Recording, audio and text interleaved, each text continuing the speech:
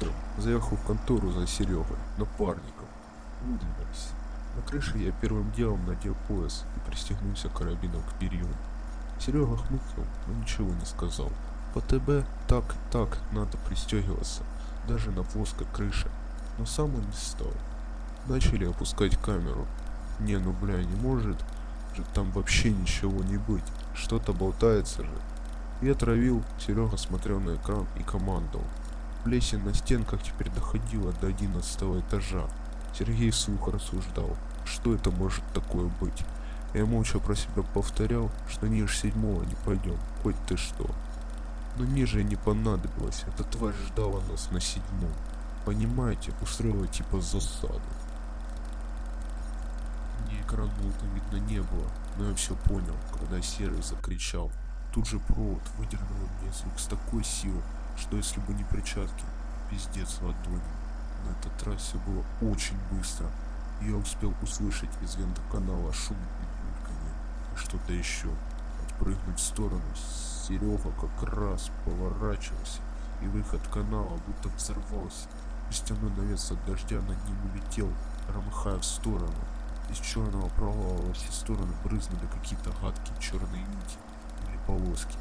Был звук вроде взлетающего реактивного самолета. Вой, утробный вой, повысившийся за секунду до уровня истишного визга. Видимо, часть шума издаваляя орал и не мог остановиться. Под этот визг мне показалось, что над краем кирпичной кладки среди клубящейся и липкой на вид массы показалось то самое бесстрастное лицо Маска. Но смотрела она не на меня.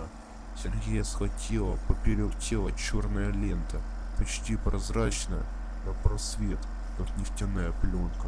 Его сразу затащило внутрь шахты. Он даже не успел до конца повернуться, не успел завершить свое движение.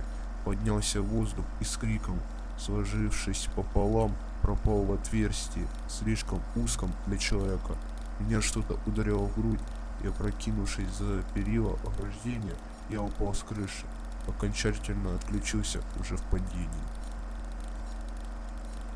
Придя в себя от резкой боли в животе, я был не испуган, предельно спокоен, сосредоточен.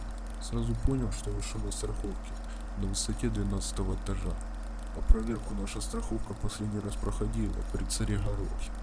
Но все же она меня спасла.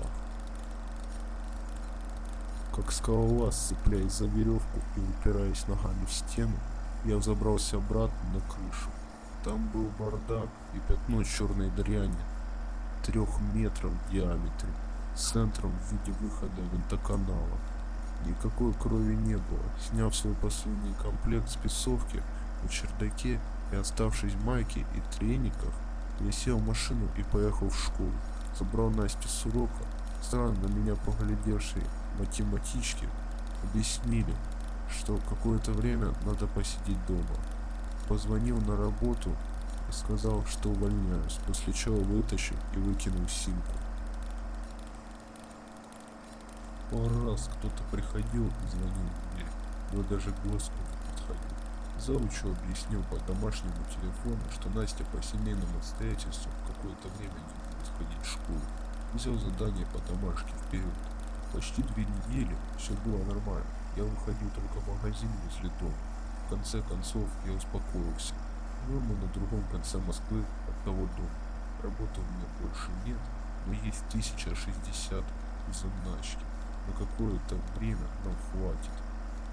Зарегистрировался на фрилансерских биржах, решил тряхнуть стариной. Все стало очень плохо вчерашней ночью, когда дочка растолкала меня пропящего на диване и спросила: «Пап, а кто там стучится за стенкой?»